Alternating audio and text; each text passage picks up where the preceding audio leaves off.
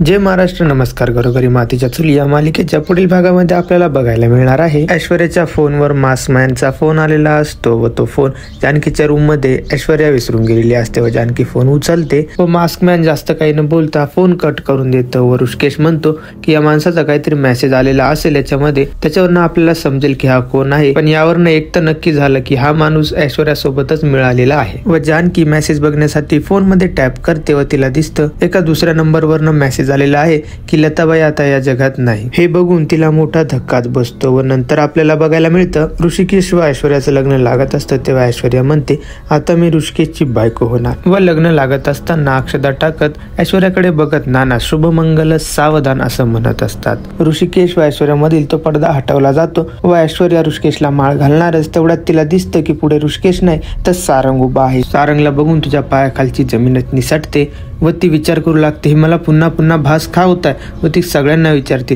तुम्हाला येथे उभे असलेले सारंग दिसतंय का. तेव्हा जानकी म्हणते हो दिसतंय. पुढे जानकी म्हणते तू आमच्या कुटुंबाला तोडायला आली होती, आता मी तुला तोडणार असं म्हणत एक लाठी ऐश्वर्याच्या दिशेने फेकते व एक लाठी स्वतःकडे ठेवते व त्यानंतर तर आपल्याला दोघांमधील भांडण बघायला मिळतं. माझ्या मते तर जानकीने तो मेसेज पाहिला व ते मेसेज पाहून तिच्या तळपायाच्या मस्तकाला गेली असावी व ती आता ऐश्वर्याला चांगलाच धडा शिकवणार आहे. आणि प्रेक्षकांनो, मालिकेमध्ये असेच ट्विस्ट आपल्याला बघायला मिळणार आहेत यापुढेही. तर त्यासाठी बघत राहा घरोघरी मातीच्या चुली आणि रिव्ह्यूज साठी आवर्जून सबस्क्राईब करा आपलं चॅनल.